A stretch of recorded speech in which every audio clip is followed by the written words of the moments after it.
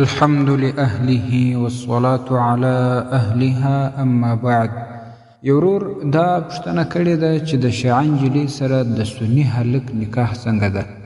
الجواب بالله التوفیق. محترمه فقهای کرام دا وایي چې ټول شیعاګان کافران نه دي، بلکې په دوی کې بعضې داسې خلک سته چې هغه کفري عقاید لري.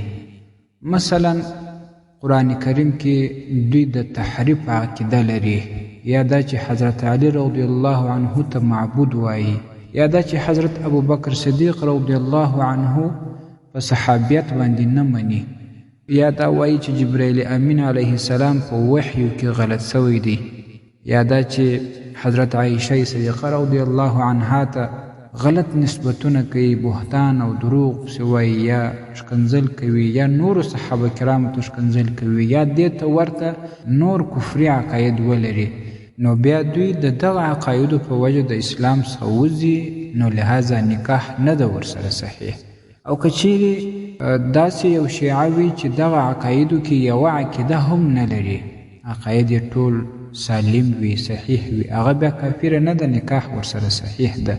خو بیا هم علماء کرام دا وایي چې یو خو د سنی او د شیعه نجلۍ په مابین کې ډېر اختلافات وي، نظري اختلافات، او کیدای شي بعضې عقیدوي اختلافات هم وي.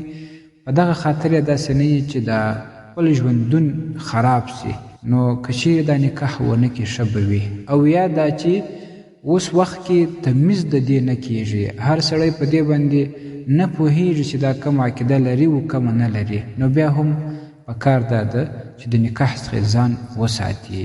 بدایع الصنائع کتاب النکاح 3 جلد 458 صفحه، رد المحتار 5 جلد 308 صفحه. والسلام علیکم ورحمة الله وبرکاته. ستاسې د اسلامي پوښتنو جوابونکی مفتي حکیم الله صابر الحنفي صاحب.